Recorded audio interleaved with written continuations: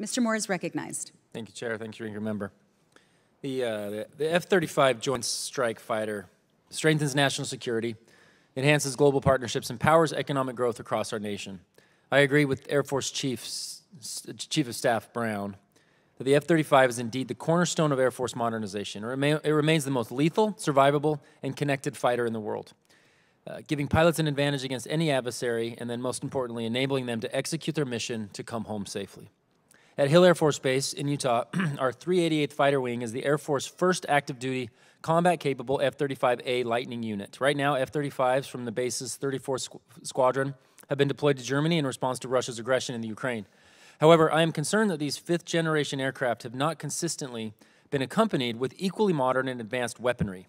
The weaponry to accompany fifth-generation aircraft must include cyber and electronic warfare capabilities, superior radars and sensors, unmanned capabilities, and the ability to defeat rapidly relocatable targets in an anti-access environment. From my understanding, JASSM and LRASM and the stand-and attack weapon can help the F-35 reach its full potential as fifth-generation fighter.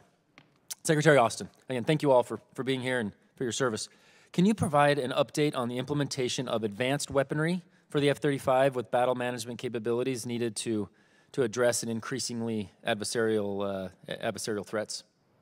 Yeah, so we're working hard to make sure that that we do in fact achieve the upgrades going forward that you mentioned, and we are able to integrate the capabilities from cyber and information that you mentioned.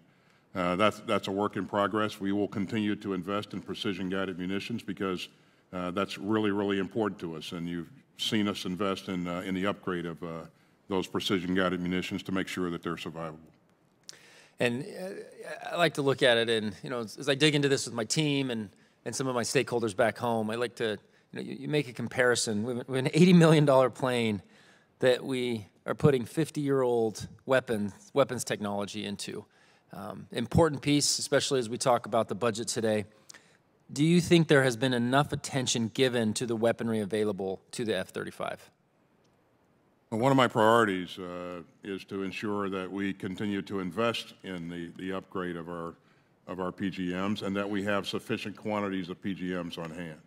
So we're going to continue to invest in this. Yeah, thank you. My last question is related to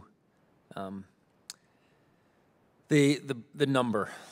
The number of F-35s. The DoD is insistent it still plans to seek a total of 1,763 F-35s. However, at a rate of 33 per year, that would take half a century.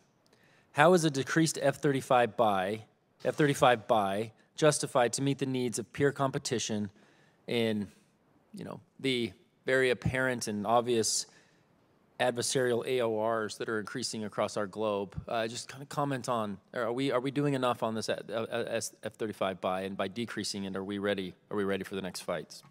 So peer competition is exactly what we have in mind, and we want to make sure that we have the right mix of capabilities in the inventory as we go forward. And as you look across the fight-up, you'll see that we invest in F-35s in a significant way. But the F-35 and the F-22 have specific roles in the fight, and they are very, very capable aircraft. But other aircraft are also relevant, and so we want to make sure we have the right mix.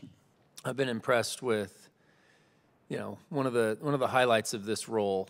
I'm in my first term of Congress, and one of the highlights is interacting individually with the pilots back on our Air Force Base. I think a lot of us have that chance to go and hear their perspective, and they have such incredible ideas and such closeness to these weapon systems, and I know there's a real strong desire for their voice to be heard, and the airmen, as they work on these every day, and just will constantly encourage. There's no question here. I just want to constantly encourage our leadership and our committee to be thinking about what that direct base level input is and how important that is, because they have amazing ideas, and I just wanted to take this opportunity amidst the turmoil going on in the world to thank them for their service and really appreciate from every base, but particularly where we have assets deployed from Ogden, Utah right now, and Layton. Thank you. Yield back.